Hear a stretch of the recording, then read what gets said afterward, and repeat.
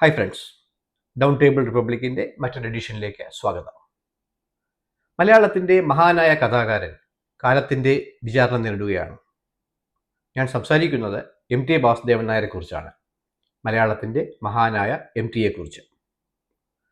ഒരുപക്ഷെ മലയാളിയുടെ വായനാ രീതിയെയും ആസ്വാദന സംസ്കാരത്തെയും വ്യക്തികളെയും സംഭവങ്ങളെയും ചരിത്രത്തെയും പുരാണങ്ങളെയും ഇതിഹാസങ്ങളെയും ലെജൻസുകളെയും ഒക്കെ കാണുന്ന വീക്ഷണകോണുകളുടെ മലയാളിയുടെ വീക്ഷണകോണിനെ തന്നെ അടിമുടി മാറ്റിമറിച്ച മറ്റൊരു സാഹിത്യ പ്രതിഭ MTയെ പോലെ ഉണ്ടോ എന്ന് സംശയമാണ്. താൻ കൈവച്ച എല്ലാ മേഖലകളിലും വജ്രശോഭയോടെ തിളങ്ങിയ മഹാപ്രതിഭാശാലിയായിരുന്നു MT വാസുദേവൻ നായർ. കഥ, നാടകം, നോവൽ, സിനിമാ തിരക്കഥ, സിനിമാ സംവിധാനം തുടങ്ങിയ കൈവച്ച മേഖലകളിലെല്ലാം തൻ്റെ വ്യക്തിമുദ്ര പതിപ്പിച്ച മഹാപ്രതിഭാശാലി. അദ്ദേഹം ഇന്ന് ചരിത്രത്തിൻ്റെ വിചാരണ നേടുകയാണോ എന്ന് ഒരു സംശയം. അതിന് കാരണം ഏകദേശം ഒരു മാസം മുമ്പ് പ്രസിദ്ധീകരിച്ച ഒരു പുസ്തകമാണ്. ആ പുസ്തകത്തിൻ്റെ പേര് MT സ്പേസ് ബാഷ്പീകൃതയുടെ ആറാം വിരൽ. ഇതാണ് ആ പുസ്തകം. ഈ പുസ്തകം എഴുതിയിരിക്കുന്നത് 2 ഓതേഴ്സാണ്. ഒത്തിരി സ്പെഷ്യാലിറ്റീസ് ഉള്ള പ്രത്യേകതകളുള്ള ഒരു പുസ്തകമാണിത്. 2 പേർ ചേർന്ന് ആണ്, അതായത് ഈ പുസ്തകത്തിൻ്റെ ഓതേഴ്സ് 2 പേരാണ്. ഒന്ന് ദീദി ദാമോദരൻ, മറ്റൊന്ന് യശ്മിക്കുട്ടി. ഈ 2 പേരുകളും മലയാളികൾക്ക് വളരെ സുപരിചിതമാണ്. ദീദി ദാമോദരൻ, ഈ 2 പേരും അറിയപ്പെടുന്ന ഫെമിനിസ്റ്റ് ആക്ടിവിസ്റ്റുകളാണ്, റൈറ്റേഴ്സാണ്. ദീദി ദാമോദരൻ അന്തരിച്ച പ്രഗത്ഭ സിനിമാ തിരക്കഥാകൃത്തായിരുന്ന ഒരു ഹിറ്റ് മേക്കറായിരുന്ന അന്തരിച്ച ശ്രീ T ദാമോദരൻ്റെ മകളാണ്. എഴുത്തുകാരിയാണ്, അധ്യാപികയാണ്. യശ്മിക്കുട്ടി തൻ്റെ ഫെമിനിസ്റ്റ് ലിറ്ററേച്ചറിലൂടെ അല്ലെങ്കിൽ ഫെമിനിസ്റ്റ് ആക്ടിവിറ്റീസിലൂടെ തൻ്റെ വ്യക്തിമുദ്ര പതിപ്പിച്ച ഒരു എഴുത്തുകാരി കൂടെയാണ്. 2 പേർക്കും പ്രത്യേകിച്ചൊരു ഇൻട്രൊഡക്ഷൻ ഒന്നും മലയാളികൾക്ക് ആവശ്യമില്ല. ഈ 2 പേർ ചേർന്നാണ് ഈ പുസ്തകം എഴുതിയിരിക്കുന്നത്. ഇതിൻ്റെ ഒരു പ്രത്യേകത എന്തെന്ന് വെച്ചാൽ, ഈ പുസ്തകത്തിൻ്റെ ഒരു പ്രത്യേകത എന്തെന്ന് വെച്ചാൽ, ഇത് ടെഡ്ബെഷ് രീതിയിൽ എഴുതപ്പെട്ടിട്ടുള്ള ഒരു പുസ്തകമാണ്. ഈ ടെഡ്ബെഷ് എന്ന് പറഞ്ഞാൽ അതൊരു ഫ്രഞ്ച് പദമാണ്. അതായത് നമ്മൾ സാധാരണഗതിയിൽ ഒരു പുസ്തകത്തിന്, ഒരു കൺവെൻഷണൽ രീതിയിൽ എഴുതപ്പെട്ടിട്ടുള്ള ഒരു പുസ്തകത്തിന് നമ്മൾ ഒരു തുടക്കം ആൻഡ് പിന്നെ ഒരു അവസാനം എന്നിങ്ങനെ ഉണ്ടാവും. അതായത് പുസ്തകത്തിൻ്റെ മുൻവശത്ത് നിന്ന് തുടങ്ങി അതിൻ്റെ ബാക്കിൽ അവസാനിക്കുന്നതായിരിക്കും സാധാരണഗതിയിൽ ഒരു പുസ്തകം. പക്ഷേ ടെഡ്ബെഷ് രീതിയിൽ എഴുതിയിരിക്കുന്ന ഒരു പുസ്തകം, പബ്ലിഷ് ചെയ്തിരിക്കുന്ന ഒരു പുസ്തകത്തിൽ നമ്മൾ പറയുന്ന കണക്ക് തുടക്കവും അവസാനവും ഇന്നതാണ് എന്ന് കൃത്യമായി പറയാൻ കഴിയില്ല. അത് ഒരു വശത്തു നിന്ന് ഒരു തുടക്കം, മറുവശത്ത് നിന്ന് മറ്റൊരു തുടക്കം. ഈ ഒരു പുസ്തകത്തിൽ ദീദി ദാമോദരൻ പുസ്തകം തുടങ്ങുന്നത് ഈ വശത്ത് നിന്നാണ്.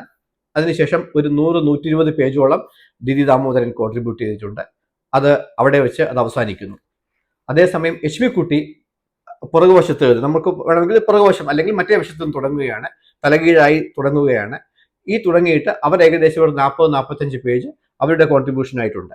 പുസ്തകം നമ്മൾ നിവർത്തി വയ്ക്കുകയാണെങ്കിൽ അതിങ്ങനെ ഇരിക്കും. അതായത് ഒരു സൈഡിൽ നിന്ന് ദീദി ദാമോദരൻ, മറു സൈഡിൽ നിന്ന് തലകീഴായി യശ്മിക്കുട്ടി. ഇങ്ങനെ നമുക്ക് ഏത് സൈഡിൽ നിന്ന് വേണമെങ്കിലും വായിച്ചു തുടങ്ങാം. അങ്ങനെ ഒരു പ്രത്യേകത ഈ പുസ്തകത്തിനുണ്ട്. ഈ പുസ്തകം ഇപ്പോൾ വളരെ ഹെവിലി ഇൻ ഡിമാൻഡാണ്. പുസ്തകം കിട്ടാനില്ല. ഈ അടുത്ത കാലത്ത് അത് ആമസോണിലും മറ്റും അവൈലബിൾ ആയിട്ടുണ്ട്. ഈ പുസ്തകം വായിച്ചു തുടങ്ങുമ്പോൾ തന്നെ എനിക്ക് പറയുവാനുള്ളത്, ഈ പുസ്തകം നമ്മൾ ഒരിക്കലും we should not read this book in isolation. അതായത് ഈ പുസ്തകം മാത്രമായി എടുത്ത് നമ്മൾ ഈ വായിക്കുകയാണെങ്കിൽ നമുക്ക് ഒരുപക്ഷെ പലപ്പോഴും ഇതിൻ്റെ ചരിത്ര ഗതിവിഗതികളെ കുറിച്ച് ഒരു ക്ലിയർ കട്ട് ഐഡിയ കിട്ടില്ല. അതുകൊണ്ട് ഇതിൻ്റെ കൂടെ ചേർത്ത് വായിക്കേണ്ട അല്ലെങ്കിൽ ഇതിൻ്റെ കൂടെ ചേർത്ത് കാണേണ്ട ചില കാര്യങ്ങൾ കൂടിയുണ്ട്. അതിൽ ഒന്നാമതായി ഞാൻ പറയുന്നത്, ഈ പുസ്തകം നിങ്ങൾക്കറിയാം, ഇതിൻ്റെ സബ്ജക്റ്റ് മാറ്റർ എന്ന് പറയുന്നത് ശ്രീമതി പ്രമീള നായരാണ്. അന്തരിച്ച MT വാസുദേവൻ നായരുടെ ആദ്യ പത്നിയായിരുന്നു ശ്രീമതി പ്രമീള നായർ. അവർ ഒരു 25-26 വർഷങ്ങൾക്ക് മുമ്പ് കാലയവനികയ്ക്കുള്ളിൽ മറഞ്ഞു. എൻ്റെ ഓർമ്മ ശരിയാണെങ്കിൽ 77-ലോ 78-ലോ ആണ് അവരുടെ വിവാഹമോചനം എന്നാണ് ഈ പുസ്തകത്തിൽ പറഞ്ഞിരിക്കുന്നത്. ആദ്യമായി വായിക്കേണ്ട ഒരു പുസ്തകം പ്രമീള നായർ എഴുതിയ നഷ്ടബോധങ്ങൾ എന്ന ഒരു ഓട്ടോബയോഗ്രഫിക്കൽ ഫിക്ഷനാണ്. ഇത് ഓട്ടോബയോഗ്രഫിക്കൽ ഫിക്ഷനാണ് എന്ന് ഞാൻ പറയുന്നില്ല. അതാണ് ഈ പുസ്തകത്തിൽ ദീദി ദാമോദരന്റെയും യശ്മിക്കുട്ടിയുടെയും അവകാശവാദം. ഇതൊരു ഓട്ടോബയോഗ്രഫിക്കൽ ഫിക്ഷൻ, അതായത് ആത്മകഥാപരമായ നോവലാണ് എന്നാണ് അവരിതിൽ പറയുന്നത്. ഈ പുസ്തകത്തെ അവർ ഈ അവരുടെ ഈ എം ടി സ്പേസസ് എന്ന പുസ്തകത്തിന്റെ രചനയ്ക്ക് വേണ്ടി വളരെ ഹെവിലി ആയിട്ട് റിലേ ചെയ്യുന്നുണ്ട്. അത് പല സ്ഥലങ്ങളിലും അത് കോട്ട് ചെയ്യപ്പെടുന്നുമുണ്ട്. ഈ പുസ്തകം പബ്ലിഷ് ചെയ്തിരിക്കുന്നത് 1981 ഇത് ഒരു സെൽഫ് പബ്ലിക്കേഷനാണ്. പ്രമീള നായർ തന്നെ പബ്ലിഷ് ചെയ്ത പുസ്തകമാണെന്നാണ് ദീദി ദാമോദരൻ പറയുന്നത്. അത് ഒരിടത്തും കിട്ടാനില്ല, ഔട്ട് ഓഫ് പ്രിന്റ് ആണ്. ചില ലൈബ്രറികളിൽ അവൈലബിൾ ആണ്. ഈ പുസ്തകത്തിന്റെ ഒരു കോപ്പിയാണ് ഒരു ലൈബ്രറിയിൽ സൂക്ഷിച്ചിരുന്നത്. അവിടെ നിന്ന് എനിക്ക് കിട്ടിയതാണ് ഈ പുസ്തകം. ഇനി ഒരു പക്ഷേ ഈ പുസ്തകത്തിന്റെ, അതായത് ഈ എം ടി സ്പേസസിന്റെ സർക്കുലേഷനൊക്കെ ശേഷം ഒരു പക്ഷേ ഈ പുസ്തകത്തിന് ഒന്ന് പുനർജീവനം ഉണ്ടായിക്കൂടാ എന്നില്ല. എന്തായാലും പ്രമീള നായരുടെ നഷ്ടബോധങ്ങൾ ഇത് വായിച്ചിരിക്കണം. പിന്നെ എം ടിയുടെ ജീവിതകഥ, ഡോക്ടർ കെ ശ്രീകുമാർ എഴുതിയ എം ടിയുടെ മരണത്തിന് ശേഷം പബ്ലിഷ് ചെയ്തിട്ടുള്ള എം ടിയുടെ ജീവിതകഥ, അത് ഏകദേശം ഒരു 1000-1100 പേജുള്ള ഒരു ഹെഫ്റ്റി ആയിട്ടുള്ള ഒരു പുസ്തകമാണ്. അത് വായിച്ചിരിക്കണം. പിന്നെ ശിഖ മോഹൻദാസ് എന്ന സാഹിത്യകാരൻ എഴുതിയ സാഹിത്യ വിമർശം എന്ന ദ്വൈമാസികയിൽ എഴുതിയിട്ടുള്ള 1-2 ആർട്ടിക്കിൾസ് ഉണ്ട് പ്രമീള നായരെയും എം ടി വാസുദേവൻ നായരെയും കുറിച്ച്. അത് 2 ആർട്ടിക്കിൾസും ലേഖനങ്ങളും സാമാന്യം വലുതാണ്. ഈ 2 ആർട്ടിക്കിൾസ് ഉണ്ട്. പിന്നെ യൂട്യൂബ് വീഡിയോയിൽ കാണുന്ന ചില ഇന്റർവ്യൂസ് ഉണ്ട്. എം ടിയുടെയും പ്രമീള നായർ, എം ടിയുടെയും ദീദി ദാമോദരന്റെയും യശ്മക്കുട്ടിയുടെയും ചില യൂട്യൂബ് വീഡിയോസ് ഉണ്ട്. ഇത് ഇത്രയും കൂടി കണ്ടാൽ മാത്രമേ നമുക്ക് ഏകദേശം ഇതിനെപ്പറ്റി ഒരു ക്ലിയർ പിക്ചർ കിട്ടുകയുള്ളൂ. ഈ പുസ്തകത്തെ എങ്ങനെ വിലയിരുത്തുന്നു എന്ന് ചോദിച്ചാൽ, ഒരു സാധാരണ വായനക്കാരൻ എന്ന നിലയിൽ ഞാൻ പറയും, ഒരു ഫെമിനിസ്റ്റ് ലിറ്ററേച്ചർ അല്ലെങ്കിൽ ഒരു ഗൈനോക്രിറ്റിക്കൽ ലിറ്ററേച്ചർ എന്ന നിലയിൽ ഈ പുസ്തകം ഒരു വിജയം തന്നെയാണ്. കാരണം ഇതിൻ്റെ 2 ഓതേഴ്സും ദീദി ദാമോദരനും യശ്മക്കുട്ടിയും വളരെ തന്മയീ ഭാവത്തോടു കൂടി തന്നെയാണ് ഈ പുസ്തകം എഴുതിയിരിക്കുന്നത്. ഇതിലെ ക്രിട്ടിക്കലായിട്ടുള്ള 2 ക്യാരക്ടേഴ്സിനെയും അവരുമായിട്ട് ഒരു തന്മയീ ഭാവത്തോടു കൂടി, ആ ഒരു മനോഭാവത്തോടു കൂടി തന്നെയാണ് അവർ പുസ്തകം എഴുതിയിരിക്കുന്നത്. അതിന് വളരെ എഫർട്ട് അവരെടുത്തിട്ടുണ്ട്, വളരെ ക്രിട്ടിക്കലായി അനലൈസ് ചെയ്തിട്ടുമുണ്ട്. അതുകൊണ്ട് ഒരു ഫെമിനിസ്റ്റ് ലിറ്ററേച്ചർ എന്ന നിലയിൽ ഈ പുസ്തകത്തിനെ നമ്മൾ അംഗീകരിക്കേണ്ടി വരും. ഒരുപക്ഷെ ഇങ്ങനെയുള്ള വർക്കുകൾ മലയാളത്തിൽ വളരെ കുറവായിരിക്കും. അതുകൊണ്ട് തന്നെ ഇതിനൊരു ട്രെൻഡ് സെറ്റർ ആയിട്ട് വേണമെങ്കിലും കണക്കാക്കാം. ഒരു ട്രെൻഡ് സെന്റർ പുസ്തകം എന്ന രീതിയിലും ഇത് കണക്കാക്കാം. ഈ പുസ്തകം പഠിക്കേണ്ടതാണ്. സാഹിത്യ വിമർശകരും നിരൂപകരും സാഹിത്യ വിചക്ഷണരും ഒക്കെ ഈ പുസ്തകം പഠിക്കേണ്ടതാണ്. പക്ഷേ അല്ലാതെ മറ്റൊരു രീതിയിൽ എടുത്തു കഴിഞ്ഞാൽ ഇതിന് എത്ര മാർക്ക് കൊടുക്കുമെന്ന് ചോദിച്ചാൽ, ഞാൻ ഇതിന് 100-ൽ 70 മാർക്ക് കൊടുക്കും. എന്തുകൊണ്ട് 100-ൽ 70 മാർക്കിൽ കൂടുതൽ ഞാൻ കൊടുക്കുന്നില്ല എന്ന് ചോദിച്ചാൽ, ആ 30 മാർക്ക് എവിടെ പോയി എന്ന് ചോദിച്ചാൽ, ഈ പുസ്തകം ഒരു ഫെമിനിസ്റ്റ് ലിറ്ററേച്ചർ എന്ന രീതിയിൽ അവകാശപ്പെടുമ്പോൾ പോലും പലപ്പോഴും അതിൻ്റെ ഓറിയന്റേഷനിൽ ചില അബറേഷൻസ് നമുക്ക് കാണാൻ പറ്റും. കാരണം ഈ പുസ്തകം പബ്ലിഷ് ചെയ്ത കുറച്ച് ദിവസങ്ങൾക്കകം തന്നെ നമുക്ക് യൂട്യൂബിലൊക്കെ ചില ഇന്റർവ്യൂസ് കാണാം, ചില TV ചാനൽസിലൊക്കെ ചില ഇന്റർവ്യൂസ് കാണാം. ഈ പുസ്തകത്തിനെതിരെ വളരെ കടുത്ത ഭാഷയിൽ ക്രിട്ടിസൈസ് ചെയ്തുകൊണ്ട് എം ടി വാസുദേവൻ നായരുടെ 2ാമത്തെ പുത്രി ശ്രീമതി അശ്വതി രംഗത്ത് വന്നിരുന്നു. അവർ പറയുന്നത് ഈ പുസ്തകത്തിൽ പറഞ്ഞിരിക്കുന്ന പല കാര്യങ്ങളും സത്യവിരുദ്ധമാണ്. അത് എം ടിയെയും കുടുംബത്തെയും ഡിഫെയിം ചെയ്യുക, മാനനഷ്ടം ഉണ്ടാക്കുന്ന രീതിയിലാണ് പുസ്തകം എഴുതിയിരിക്കുന്നത്. ഈ പുസ്തകം വിഡ്രോ ചെയ്യണം, അല്ലെങ്കിൽ അവർ നിയമ നടപടികൾ സ്വീകരിക്കുമെന്ന് വളരെ വ്യക്തമായി പറയുന്നുണ്ട്. മാത്രമല്ല, എം ടിയുടെ മൂത്ത മകൾ, അതായത് പ്രമീള നായരുടെ മകൾ ശ്രീമതി സിതാര, അവർ അമേരിക്കയിൽ സെറ്റിൽഡാണ്. അവരുടെ ഒരു ഫേസ്ബുക്ക് പോസ്റ്റും ഉണ്ടായിരുന്നു. അതിലും അവർ പറയുന്നുണ്ട് ഇതിൽ പറയുന്ന പല കാര്യങ്ങളും സത്യവിരുദ്ധമാണ്, ഇത് പിൻവലിക്കണമെന്ന് അവർ പറയുന്നുണ്ട്. പിന്നെ അശ്വതി പറഞ്ഞിരുന്ന ഒരു കാര്യം, ഈ പുസ്തകം പബ്ലിഷ് ചെയ്യുവാനായിട്ട് അശ്വതിയുടെയോ സിതാരയുടെയോ ഒരു കൺസെന്റ് ഒന്നും അവർ വാങ്ങിച്ചിട്ടില്ല. എം ടി വാസുദേവൻ നായർ എന്ന് പറയുന്നത് ഇവർ രണ്ടുപേരുടെയും അച്ഛനാണ്. പ്രമീള നായർ സിതാരയുടെ അമ്മയാണ്. ഇവരുടെ കൺസെന്റ് മേടിച്ചിട്ടില്ല, അതുകൊണ്ട് അത് തെറ്റാണ് എന്നാണ് അശ്വതി നായർ പറയുന്നത്. പക്ഷേ അക്കാര്യത്തിൽ വളരെ വ്യക്തമാണ്, അങ്ങനെ ഒരു കൺസെന്റിന്റെ ആവശ്യമില്ല. കാരണം ഇത് ഒരു പുസ്തകത്തിൽ ഒരു വ്യക്തിയെ ക്രിട്ടിസൈസ് ചെയ്യുന്നതിനോ അല്ലെങ്കിൽ അവരുടെ ആ വ്യക്തിയുടെ ജീവിതം അനലൈസ് ചെയ്യുന്നതിനോ, അങ്ങനെ ഒരു പുസ്തകം എഴുതുന്നതിനോ ആ വ്യക്തിയുമായി ബന്ധപ്പെട്ട ആൾക്കാരുടെ കൺസെന്റ് വാങ്ങിക്കേണ്ട, ഒരു പ്രയർ കൺസെന്റ് വാങ്ങിക്കേണ്ട ആവശ്യമൊന്നും നിയമം അനുശാസിക്കുന്നില്ല. അങ്ങനെയാണെങ്കിൽ ഇപ്പോൾ രാജീവ് ഗാന്ധിയെ കുറിച്ചൊരു പുസ്തകം എഴുതണമെങ്കിൽ നമുക്ക് സോണിയാഗാന്ധിയുടെയും പ്രിയങ്ക ഗാന്ധിയുടെയും രാഹുൽ ഗാന്ധിയുടെയും അവരുടെയൊക്കെ മക്കളുടെയും ഒക്കെ കൺസെന്റ് വേണ്ടിവരും. അതിന്റെ ആവശ്യമില്ല. പക്ഷേ ആ പുസ്തകം പബ്ലിഷ് ചെയ്യുമ്പോൾ അത് അതിന്റെ ഓതറിന്റെയും പബ്ലിഷറിന്റെയും റിസ്ക് ആൻഡ് റെസ്പോൺസിബിലിറ്റിയാണ് പബ്ലിഷ് ചെയ്യപ്പെടുന്നത്. അതായത് ആ പുസ്തകത്തിൽ ഈ പറഞ്ഞിരിക്കുന്ന ആൾക്കാരെ പറ്റി, അതായത് സബ്ജക്ട് മാറ്റർ ആയിട്ടുള്ള ആൾക്കാരെ പറ്റി അവർക്ക് എന്തെങ്കിലും ഡിഫേമിംഗ് ആയിട്ടുള്ളതോ മാനഹാനി വരുത്തുന്നതോ അല്ലെങ്കിൽ അവരുടെ റൈറ്റ് ടു പ്രൈവസിയെ ഇൻഫ്രിഞ്ച് ചെയ്യുന്നതോ അവരുടെ പ്രൈവസിയിലേക്ക് ഇന്റർഫിയർ ചെയ്യുന്നതായിട്ടുള്ള കാര്യങ്ങൾ ഉണ്ടെങ്കിൽ അതിന്റെ കോസ്റ്റ് ആൻഡ് കോൺസിക്വൻസ് ഇതിന്റെ ഓതറും പബ്ലിഷറും ബെയർ ചെയ്യണം എന്നുള്ളതാണ്. അങ്ങനെ ഒരു റിസ്ക് ഫേസ് ചെയ്യാൻ തയ്യാറാണെങ്കിൽ അങ്ങനെ ഒരു ക്രിട്ടിക്കൽ ആയിട്ടുള്ള വർക്ക് പബ്ലിഷ് ചെയ്തതിൽ നിയമപരമായി തടസ്സമൊന്നുമില്ല. അതുകൊണ്ട് അശ്വതിയുടെ ആ വാദം നിലനിൽക്കില്ല. പിന്നെ അതിന് മറുപടിയായി, അശ്വതിയുടെ വാദത്തിന് മറുപടിയായി ദിതി ദാമോദരൻ പറയുന്ന ഒരു കാര്യം, ഈ പുസ്തകം MT കുറിച്ചല്ല, ഈ പുസ്തകം പ്രമീള നായരെ കുറിച്ചാണ്. MT എന്ന് പറയുന്നത് ഒരു പൊസിഷൻ മാത്രമാണ് ഈ പുസ്തകത്തിൽ. MT എന്ന് പറയുന്ന പൊസിഷൻ, ആ ഒരു വ്യക്തി എന്ന് പറയുന്നത് പാട്രിയാർക്കിയുടെ, അതായത് പുരുഷാധിപത്യത്തിന്റെ അല്ലെങ്കിൽ ഒരു ഫാലോസെൻട്രിക് ആയിട്ടുള്ള ഒരു സൊസൈറ്റിയുടെ ഒരു പ്രതീകാത്മകമായ ബിംബം മാത്രമാണ് MT എന്ന രീതിയിലാണ് ദിതി ദാമോദരൻ പറയുന്നത്. ആ പ്രതീകാത്മകമായ ആ മനുഷ്യൻ വന്നു പോകുന്നതല്ലാതെ ഈ പുസ്തകത്തിൽ MT പുസ്തകത്തിന്റെ സബ്ജക്ട് മാറ്റർ അല്ല എന്നാണ് ദിതി ദാമോദരൻ പറഞ്ഞു വയ്ക്കുന്നത്. പക്ഷേ ഈ പുസ്തകം വായിക്കുമ്പോൾ നമുക്കറിയാം, തീർച്ചയായും ഈ MT ഇതിന്റെ സബ്ജക്ട് മാറ്റർ ആണ്. പ്രമീള നായർക്കുള്ള അതേ റിലവൻസ് തന്നെ MTക്കുമുണ്ട്. ഒരുപക്ഷെ അതിനേക്കാൾ കൂടുതൽ റിലവൻസ് MTക്കുണ്ടോ എന്ന് നമ്മൾ സംശയിക്കേണ്ടിയിരിക്കുന്നു. പലപ്പോഴും ഇവരുടെ ടാർഗറ്റ് MTയിലേക്ക് തിരിഞ്ഞു പോകുന്നതായി നമുക്കറിയാൻ പറ്റും. അതിന് 1-2 ഇൻസിഡൻസ് നമുക്ക് ഇവിടെ പറയുവാനും പറ്റും. ബാക്കിയുള്ളത് വായനക്കാർ തന്നെ വായിച്ചിട്ട് മനസ്സിലാക്കിയാൽ മതി. ഞാൻ പറയുന്ന 1-2 കാര്യങ്ങൾ അതിൽ നിന്ന് തന്നെ നമുക്ക് മനസ്സിലാവും, ഇവർ അനാവശ്യമായിട്ട് MTയുടെ ലൈഫിന്റെ ചില ആസ്പെക്ട്സ് ഇതിനകത്ത് വലിച്ചഴിക്കുന്നുണ്ട്. അതിന് പ്രമീള നായരുമായിട്ട് യാതൊരു ബന്ധവുമില്ല.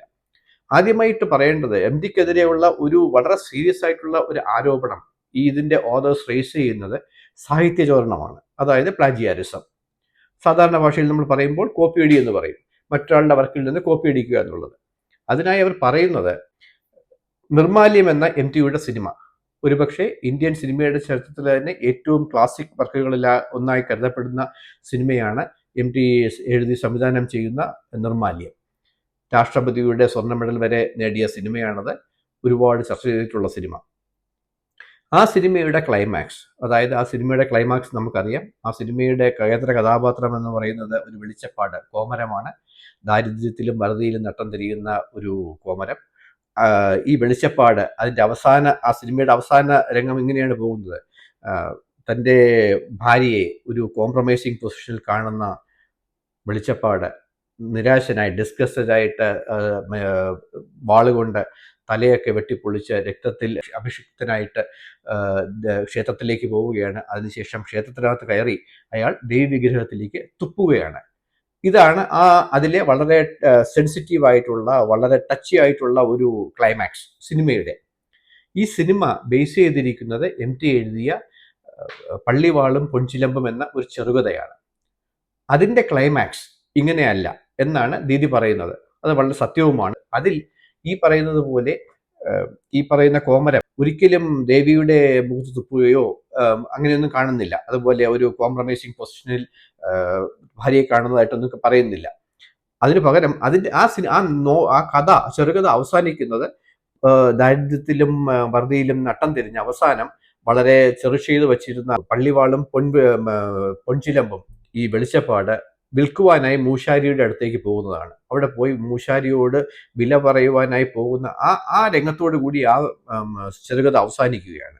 ദീദി ദാമോദരൻ പറയുന്നത്, തൻ്റെ അച്ഛനായ ശ്രീ T ദാമോദരന്റെ ഒരു നാടകം, അതായത് ഉടഞ്ഞുപോയ വിഗ്രഹങ്ങൾ എന്ന ഒരു നാടകത്തിന്റെ ക്ലൈമാക്സ് എക്സാക്ട്ലി ഇത് കണക്കാണ്. വെളിച്ചപ്പാട് കുറഞ്ഞതുള്ളി ഇങ്ങനെ വന്ന് ദേവിയുടെ വിഗ്രഹത്തിൽ തുപ്പുന്നതാണ് അതിലെ രംഗം. പക്ഷെ ഈ നാടകത്തിന്റെ ക്ലൈമാക്സിൽ നിന്ന് ഇത് നിർമ്മാല്യത്തിന്റെ സിനിമയിലേക്ക് തുന്നിച്ചേർത്തതാണ് എന്നാണ് ദീദിയുടെ അവകാശവാദം. മറ്റു പലയിടങ്ങളിലും ഞാൻ വായിച്ചിട്ടുള്ളത്, കമ്മ്യൂണിസ്റ്റ് പാർട്ടി ഓഫ് ഇന്ത്യ ഈ നാടകം സ്റ്റേജ് ചെയ്യുവാനായി പലപ്പോഴും പ്ലാൻ ചെയ്തിരുന്നു. പക്ഷേ അതിനുശേഷം ഇതിന്റെ സ്ക്രിപ്റ്റ് EMS നമ്പൂതിരിപ്പാടും മലയാറ്റൂരും തിക്കോടിയനും MT വാസുദേവൻ നായരും ഒക്കെ പലപ്പോഴും വായിച്ചിട്ടുണ്ട്. അവരെല്ലാം ഇതിന്റെ അവസാനത്തെ പോർഷൻ മാറ്റണമെന്ന് ഇൻസിസ്റ്റ് ചെയ്തു. കാരണം ഇത് വളരെ ടച്ചിയും കമ്മ്യൂണലി സെൻസിറ്റീവ് ആയിട്ടുള്ള ഇഷ്യൂ ആയതുകൊണ്ട് അത് മാറ്റണമെന്ന് ആവശ്യപ്പെട്ടു. പക്ഷേ T ദാമോദരൻ റെഡിയായില്ല. അതുകൊണ്ട് തന്നെ ഇതൊരിടത്തും പ്രദർശിപ്പിക്കുവാനായി കമ്മ്യൂണിസ്റ്റ് പാർട്ടി മുതിർന്നുമില്ല. പക്ഷേ ഈ പറഞ്ഞിരിക്കുന്ന അഡാപ്റ്റേഷൻ, അതിന്റെ ഈ T ദാമോദരന്റെ നോവൽ നാടകത്തിൽ നിന്ന് ഇതിലേക്ക് തുന്നിച്ചേർത്തത് എന്ന് പറയുന്ന ഈ ഒരു അവകാശവാദം, അത് സത്യമാണോ ഇതാണോ എന്നൊന്നും എനിക്ക് പറയാനുള്ള പാണ്ഡിത്യം എനിക്കില്ല. പക്ഷെ ഒരു കാര്യം വ്യക്തമാണ്, ആ ഒരു ഇൻസിഡന്റിന് ഈ വർക്കുമായിട്ട് യാതൊരു ബന്ധവുമില്ല, പ്രമീള നായരുമായിട്ടും യാതൊരു ബന്ധവുമില്ല. എന്തുകൊണ്ടാണ് ഈ സംഭവം അതിലേക്ക് ഈ ദീദിയും യശ്മിക്കുട്ടിയും ഒക്കെ എഴുതി ചേർത്തത് എന്ന ഒരു കാര്യം വളരെ കോൺസ്പിക്വസ് ആയി മുഴച്ചു നിൽക്കുന്ന ഒന്നാണ്. അവിടെ അവരുടെ ഒരു എന്താ പറയുക ഫെമിനിസ്റ്റ് ഇന്റൻഷൻ എന്ന് അവർ പറയപ്പെടുന്ന അല്ലെങ്കിൽ അവരുടെ ക്ലെയിമുകൾ അവിടെ പരാജയപ്പെടുന്നു. ഈ പുസ്തകത്തിന്റെ രചനയ്ക്കായി ഉടനീളം ദീദിയും യശ്മിക്കുട്ടിയും റിലേ ചെയ്തിരിക്കുന്നത് ശ്രീമതി പ്രമീള നായരുടെ നോവലായ നഷ്ടബോധങ്ങൾ എന്ന വർക്കാണ്. ദീദിയും യശ്മിക്കുട്ടിയും പറയുന്നത് അതൊരു ഓട്ടോബയോഗ്രഫിക്കൽ ഫിക്ഷൻ ആണെന്നാണ്. അത് ഓട്ടോബയോഗ്രഫിക്കൽ ഫിക്ഷൻ ആണ്, അതായത് ആത്മകഥാപരമായ ഒരു വർക്കാണെന്ന് പ്രൂവ് ചെയ്യാനായി അവർ മറ്റൊരു ഡോക്യുമെന്റും പ്ലേസ് ചെയ്തിട്ടില്ല. അതങ്ങനെ ഇരിക്കട്ടെ. എന്നാൽ പോലും അതങ്ങനെയാണെന്ന് കരുതിയാൽ പോലും ഇതിൽ പറയുന്ന പറഞ്ഞിരിക്കുന്ന ആ നോവലിൽ പറയുന്ന കഥയും കഥാപാത്രങ്ങളും എം ടിയുടെയും പ്രമീള നായരുടെയും ജീവിതത്തിന്റെ എക്സാക്ട് റെപ്ലിക്ക ആണെന്നുള്ള രീതിയിൽ അതിൽ ഈ പറയുന്ന അതിലെ കഥാനായിക, അതായത് ആ പുസ്തകത്തിന്റെ കഥാനായികയുടെ ആത്മകഥം പോലെയാണ് അതിൽ നറേഷൻ പോകുന്നത്. അതിലെ അവരുടെ ഭർത്താവ് അത് എം ടി ആണെന്ന് നമ്മൾ സങ്കല്പിക്കണം. അത് കഴിഞ്ഞ് ആ കഥാനായകൻ പറയുന്ന കാര്യങ്ങളും ചെയ്യുന്ന കാര്യങ്ങളും ഒക്കെ എം ടി ചെയ്തതെന്ന് നമ്മൾ കൺക്ലൂഡ് ചെയ്യണം. അത്രയും നീചമായ രീതിയിൽ എം ടി ചെയ്തിട്ടുണ്ടോ എന്നൊക്കെ നമ്മൾ ന്യായമായും നമ്മൾ സംശയിക്കും. അതൊക്കെ കൊറോബറേറ്റ് ചെയ്യാനായി യാതൊരു എവിഡൻസും ഇല്ലാതെ അതിന്റെ ബേസിസിൽ എം ടി എന്ന ഒരു മഹത് വ്യക്തിത്വത്തെ എന്താ പറയുക ഒരു വിചാരണക്കൂട്ടിൽ നിർത്തുക എന്നുള്ളത് അത്ര അഭികാമ്യമായ ഒരു സംഗതിയാണെന്ന് എനിക്ക് തോന്നുന്നില്ല. പിന്നെ ഈ പുസ്തകത്തിൽ ഉടനീളം ദീദിയും യശ്മിക്കുട്ടിയും എം ടിക്കെതിരെ തൊടുത്തുവിടുന്ന ഒരു ആരോപണം എം ടി സമൂഹത്തിലെ പുരുഷ മേധാവിത്വത്തിന്റെ പാട്രിയാർക്കൽ ഹെജിമണിയുടെ പുരുഷ മേൽക്കോയ്മയുടെ ഒക്കെ പ്രതീകമാണ് എന്നാണ്. അതിനായി അവർ പറയുന്നത് എം ടിയുടെ ചില സിനിമകളിലെയും നോവലുകളിലെയും ക്യാരക്ടറൈസേഷനെ കുറിച്ചാണ്, സ്ത്രീകളുടെ ക്യാരക്ടറൈസേഷൻ. അതിനായിട്ട് അവർ 1983 ആരൂഢം, പിന്നെ അതിനുശേഷം വന്ന അക്ഷരങ്ങൾ, ആൾക്കൂട്ടത്തിൽ തനിയെ, വടക്കൻ വീരകഥ, ഈ നോവലുകളിലൊക്കെ ഉള്ള സ്ത്രീകളുടെ ഡെപ്പിക്ഷൻ അത് അവർ എടുത്തു കാണിക്കുന്നുമുണ്ട്. പക്ഷെ ഇവർ ഓർക്കേണ്ട സംഗതി, ഈ പറഞ്ഞ അവർ ഹെവിലി റിലേ ചെയ്യുന്ന നഷ്ടബോധങ്ങൾ എന്ന പ്രമീള നായരുടെ ആത്മകഥ എം ടിയുടെയും പ്രമീള നായരുടെയും വിവാഹമോചനത്തിന് ശേഷം പബ്ലിഷ് ചെയ്യുന്നതാണ്. ആദ്യം അത് മലയാളനാട് എന്ന വാരികയിൽ സീരിയലായി പബ്ലിഷ് ചെയ്യുകയായിരുന്നു. ഏകദേശം 12 ലക്കങ്ങൾ അത് പബ്ലിഷ് ചെയ്ത് കഴിഞ്ഞു, അങ്ങനെ വരികയും ചെയ്തു. അതിലെ കഥാനായികയുടെ ഭർത്താവിനെ വളരെ മോശമായിട്ടാണ് ചിത്രീകരിച്ചിരിക്കുന്നത്. അയാൾ വളരെ സ്ത്രീലമ്പടനാണ്, മദ്യപാനിയാണ്, എന്താ പറയുക ക്രൂരനാണ്, മകളെയും ഭാര്യയും ഒക്കെ വളരെ മോശമായി ട്രീറ്റ് ചെയ്യുന്ന ആളാണ് എന്നൊക്കെ പറഞ്ഞിട്ടുണ്ട്. ഇത് ശേഷമാണ് ദീദി തന്നെ സമ്മതിക്കുന്നത് എം ടി ഒരു കത്ത് അതിന്റെ പത്രാധിപർക്ക് എഴുതുന്നു, എസ് കെ നായർക്ക് എഴുതുന്നു. അതുകൊണ്ട് തന്നെ അതിൽ തന്നെ എം ടി അതിന്റെ പബ്ലിക്കേഷൻ നിർത്തണമെന്നോ അല്ലെങ്കിൽ ഒന്നും ആവശ്യപ്പെടുന്നില്ല.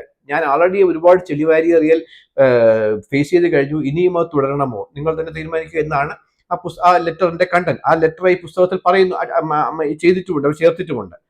അതിനുശേഷം അവരെന്തായാലും അത് പബ്ലിഷ് ചെയ്യുന്നത് നിർത്തി. പക്ഷേ അതിനുശേഷം പ്രമീള നായർ ഈ പുസ്തകം പുസ്തക രൂപത്തിൽ പബ്ലിഷ് ചെയ്യുവാനായി പല പബ്ലിഷേഴ്സിന്റെ അടുത്തും പോകുന്നു. അവർ എം ടിക്ക് മാനഹാനി ഉണ്ടാവുന്നുള്ള കാരണം കൊണ്ടായിരിക്കാം അവർ ഒന്നും അത് അക്സെപ്റ്റ് ചെയ്യുന്നില്ല. ഒടുവിൽ പ്രമീള നായർ തന്നെ ഈ പുസ്തകം സ്വയം പബ്ലിഷ് ചെയ്യുകയായിരുന്നു. 2000 കോപ്പിയാണ് ആദ്യം പ്രിന്റ് എടുക്കുന്നത്. അതിനുശേഷം അത് റീപ്രിന്റ് വന്നതായിട്ട് കാണുന്നില്ല. ഓർക്കേണ്ട സംഗതി, ഈ പുസ്തക രൂപത്തിൽ ഓൾറെഡി എം ടിയെ മലയം ചെയ്യുവാനായിട്ടുള്ള ഒരുപാട് കണ്ടൻസോട് കൂടി ആ പുസ്തകം വന്നു കഴിഞ്ഞു. അത് ഈ പുസ്തക രൂപത്തിൽ ഈ ഗ്രന്ഥം ഇത് വരുന്നത് 1981 നമ്മളോട് ഓർക്കേണ്ട സംഗതി, അതുവരെ എം ടി ഒന്നും തന്നെ ഇവർക്കെതിരെ പറഞ്ഞതായോ എഴുതിയതായോ കാണുന്നില്ല. പക്ഷേ 1983 ആരൂഢം എന്ന നോവൽ സിനിമ എം ടിയുടെ തിരക്കഥയിൽ വരുന്നത്. അതിലെ ലക്ഷ്മി അവതരിപ്പിക്കുന്ന കഥാപാത്രം, നെടുമുടി വേണു അവതരിപ്പിക്കുന്ന തമ്പുരാന്റെ ഭാര്യയായിട്ടുള്ള ലക്ഷ്മിയുടെ കഥാപാത്രം, അതിനുശേഷം വരുന്ന അക്ഷരങ്ങൾ എന്ന സിനിമയിൽ സുഹാസിനിയുടെ ഭാരതി, ആൾക്കൂട്ടത്തിൽ തനിയയിൽ ഉണ്ണിമേരി അവതരിപ്പിക്കുന്ന കഥാപാത്രം, ഈ കഥാപാത്രങ്ങളൊക്കെ എം ടിയുടെ കടുത്ത സ്ത്രീ വിരുദ്ധത പ്രകടിപ്പിക്കുന്നതാണെന്നാണ് പറയുന്നത്. പക്ഷേ ഈ എം ടി തന്നെ സമ്മതിച്ചിട്ടുള്ളൊരു കാര്യമാണ്, അത് ദീദി തന്നെ ഇതിൽ പലയിടത്തും കോട്ട് ചെയ്തിട്ടുള്ളതുമാണ്. അതായത് എന്തുകൊണ്ട് ആത്മകഥ എഴുതിയിട്ടില്ല എന്ന ഒരു ചോദ്യത്തിന് എം ടി പലപ്പോഴും മറുപടി പറയുന്നത്, എന്റെ കൃതികളെല്ലാം കൂട്ടി വായിച്ചാൽ അതിൽ തന്നെ അത് കാണുന്നത് തന്നെയാണ് എന്റെ ജീവിതം. അതായത് തന്റെ ജീവിതം തന്നെയാണ് തന്റെ വർക്കുകളായിട്ട് പുറത്തു വന്നിട്ടുള്ളതാണ് എം ടി പറയുന്നത്. അങ്ങനെയാണെങ്കിൽ ഈ പറഞ്ഞിരിക്കുന്ന പുസ്തകത്തിലൊക്കെ ഈ സിനിമയിലൊക്കെ കാണിക്കുന്ന ചില സ്ത്രീകൾ, ഈ പറഞ്ഞ സ്ത്രീകളുടെ ക്യാരക്ടേഴ്സ് പ്രമീള നായരെ ഉദ്ദേശിച്ചാണ് ചെയ്തിട്ടുണ്ടെങ്കിൽ അത് എങ്ങനെ പോയാലും അത് എന്താ പറയുക, ഒരു മാന്യമായ രീതിയിൽ ഒരു സാഹിത്യകാരൻ റിയാക്ട് ചെയ്തു അല്ലെങ്കിൽ റെസ്പോണ്ട് ചെയ്തു എന്ന് മാത്രമേ അത് പറയുവാൻ പറ്റുകയുള്ളൂ. കാരണം ഒരിക്കലും ദീദിക്ക് പോലും ഒരു കേസില്ല. ഇതിനു മുമ്പായിട്ട്, ഈ ഒരു പുസ്തകം വരുന്നതിന് മുമ്പായിട്ട് MT പ്രമീള നായരെ ടാർഗറ്റ് ചെയ്തുകൊണ്ട് ഒരു പുസ്തകമോ അല്ലെങ്കിൽ ഒരു ലേഖനമോ എന്തെങ്കിലും എഴുതിയെന്ന്. അതുകൊണ്ട് തന്നെ ആ പറയുന്ന ആരോപണം ഈ കൃതികളിലൂടെ, അതായത് ഈ വർക്കുകളിലൂടെ MT പ്രമീള നായരെയോ അല്ലെങ്കിൽ സ്ത്രീ സമൂഹത്തെയോ എന്താ പറയുക, നീചമായി ട്രീറ്റ് ചെയ്തതെന്ന് പറയുവാൻ ഒരിക്കലും സാധിക്കുകയില്ല. അതുപോലെ തന്നെ നമ്മൾ ഓർക്കേണ്ട സംഗതി, പല വർക്കുകളിലും അതിനുശേഷം വന്ന പല വർക്കുകളിലും പരിണയം ഉൾപ്പെടെയുള്ള വളരെ മഹത്തായ പല സിനിമകളിലും MT സ്ത്രീകളെ അങ്ങേയറ്റം ഉന്നതമായ ഒരു പെഡസ്റ്റലിൽ വെച്ചുകൊണ്ട് വന്നിട്ടുമുണ്ട്, ചിത്രീകരിച്ചിട്ടുമുണ്ട്. അതുകൊണ്ട് ഈ ഒരു ആരോപണത്തിന് വലിയൊരു എന്താ പറയുക, വലിയൊരു ഒരു ക്രക്സ് ഉള്ളതായിട്ട് എനിക്ക് തോന്നുന്നില്ല. MTക്കെതിരെ ദീദി ദാമോദരൻ ഉയർത്തുന്ന മറ്റൊരു ആരോപണം, സാമാന്യം വളരെ ദീർഘകാലം തന്നെ മാതൃഭൂമി ആഴ്ചപ്പതിപ്പിന്റെ പത്രാധിപരായി MT സേവനമനുഷ്ഠിച്ചിട്ടുണ്ട്. മാതൃഭൂമി എല്ലാവർക്കും അറിയാവുന്ന സംഗതിയാണ്. മാതൃഭൂമി ആഴ്ചപ്പതിപ്പ് എന്ന് പറയുന്നത് ഏതൊരു അതിലൊരു കൃതി പബ്ലിഷ് ചെയ്ത് വരിക എന്നുള്ളത് ഏതൊരു മലയാളി സാഹിത്യകാരന്റെയും വളരെ ചെറിഷ്ഡ് ആയിട്ടുള്ള ഒരു ഡ്രീം തന്നെയാണ്. വളർന്നു വരുന്നവർക്കുമെല്ലാം. MT പല സാഹിത്യകാരന്മാരെയും മാതൃഭൂമിയിലൂടെ വളർത്തിയിട്ടുമുണ്ട്. ദീദി പറയുന്നത് തന്റെ ഭാര്യയായിരുന്നപ്പോഴോ ബന്ധം പിരിഞ്ഞതിനു ശേഷമോ ഒരിക്കൽ പോലും പ്രമീള നായരുടെ ഒരു കൃതിയും അതിൽ മാതൃഭൂമിയിൽ പബ്ലിഷ് ചെയ്തു വരാൻ MT അനുവദിച്ചിട്ടില്ല എന്നുള്ളതാണ്. അത് MTയുടെ നിഷ്പക്ഷത കൊണ്ടല്ലെന്നാണ് ദീദി ദാമോദരൻ പറയുന്നത്. അങ്ങനെ നമ്മൾ തെറ്റിദ്ധരിക്കേണ്ട എന്ന് ദീദി ദാമോദരൻ പറയുന്നുണ്ട്. അതിനായി അവർ പറയുന്ന ഉദാഹരണം, MTക്ക് ജ്ഞാനപീഠം കിട്ടുമ്പോൾ MT മാതൃഭൂമിയുടെ പത്രാധിപരായിരുന്നു. ആ സമയത്ത് മാതൃഭൂമി ഒരു സ്പെഷ്യൽ എഡിഷൻ MT എഡിഷൻ ഇറക്കുന്നുണ്ട്. അതിന്റെ മുഖചിത്രം തന്നെ MT ആയിരുന്നു. അതുകൊണ്ട് താൻ നിഷ്പക്ഷമതി ആയിരുന്നുവെങ്കിൽ അന്ന് അങ്ങനെ ഒരു മാതൃഭൂമി വരില്ലായിരുന്നു എന്നാണ് ദീദി ദാമോദരൻ പറഞ്ഞു വയ്ക്കുന്നത്. പക്ഷെ ആ ഒരു ആർഗ്യുമെന്റ്, ആ ഒരു വാദഗതി നിലനിൽക്കുന്നതാണെന്ന് എനിക്ക് തോന്നുന്നില്ല. കാരണം ജ്ഞാനപീഠം കിട്ടുക എന്നുള്ളത് ഒരു ഏതൊരു ഭാഷയിലാണെങ്കിലും അവരെ സംബന്ധിച്ചിടത്തോളം, ആ ഭാഷയിലെ ആൾക്കാരെ സംബന്ധിച്ചിടത്തോളം, ആ ഭാഷ സംസാരിക്കുന്നവരെ സംബന്ധിച്ചിടത്തോളം ഏറ്റവും വലിയൊരു കാര്യമാണ്. നാച്ചുറലി മലയാളത്തിൽ നിന്ന് MTക്ക് ജ്ഞാനപീഠം കിട്ടുമ്പോൾ മലയാളത്തിലെ ഏറ്റവും പ്രമുഖമായ ആഴ്ചപ്പതിപ്പ്, അതിൽ അദ്ദേഹത്തിന്റെ കവർ പേജോട് കൂടി അദ്ദേഹത്തിന്റെ ഒരു സ്പെഷ്യൽ എഡിഷൻ ഇറക്കുന്നതിൽ എന്താണ് തെറ്റ്? അദ്ദേഹം പത്രാധിപരായി പോയത് കൊണ്ട് മാത്രം അത് ഇറക്കാൻ പാടില്ലായിരുന്നു എന്ന് പറയുന്നത് തെറ്റാണ്. മാത്രമല്ല, അത് MTയുടെ സ്പെഷ്യൽ ഇനിഷ്യേറ്റീവിലാണെന്ന് വിശ്വസിക്കുവാൻ ഒരിക്കലും പറ്റില്ല. കാരണം ആ സമയത്ത് എല്ലാ പത്രങ്ങളും, എല്ലാ ആഴ്ചപ്പതിപ്പുകളും, മാഗസീൻസും എല്ലാം, മലയാള മാഗസീൻസും ഒക്കെ അത് ആഘോഷിച്ചതാണ്. അതുകൊണ്ട് ആ ആർഗ്യുമെന്റ് നിലനിൽക്കുന്നില്ല.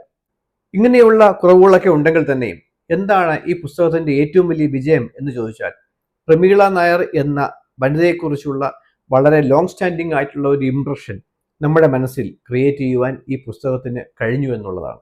ഈ പുസ്തകം വായിച്ചു കഴിയുമ്പോൾ പ്രമീള നായർ എന്ന ഈ വനിത നമ്മുടെ മനസ്സിൽ ഒരു ദുഃഖിപ്പിക്കുന്ന ഓർമ്മയായി നിറഞ്ഞു നിൽക്കുമെന്നുള്ളതാണ്. ദുഃഖിപ്പിക്കുന്ന മാത്രമല്ല, ഒരു അസ്വസ്ഥാജനകമായ ഒരു ഓർമ്മയായി നിറഞ്ഞു നിൽക്കുമെന്നുള്ളതാണ്.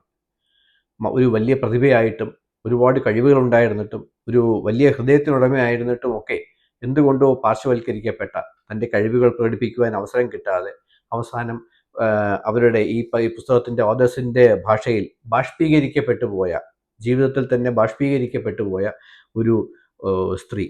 അവർ നമുക്കൊരിക്കലും ഇനി ഒരിക്കലും പ്രമീള നായർ എന്ന ഈ ഒരു ക്യാരക്ടറിനെ നമുക്ക് മറക്കുവാൻ പറ്റാത്ത വിധം മനസ്സിലേക്ക് കോറിയിടുന്നതിൽ, നമ്മുടെ മനസ്സിന്റെ ഭിത്തികളിൽ കോറിയിടുന്നതിൽ ഇതിന്റെ ഓതേഴ്സ് ദീദി ദാമോദരനും ലക്ഷ്മിക്കുട്ടിയും വിജയിച്ചു എന്ന് തന്നെയാണ് എൻ്റെ അഭിപ്രായം.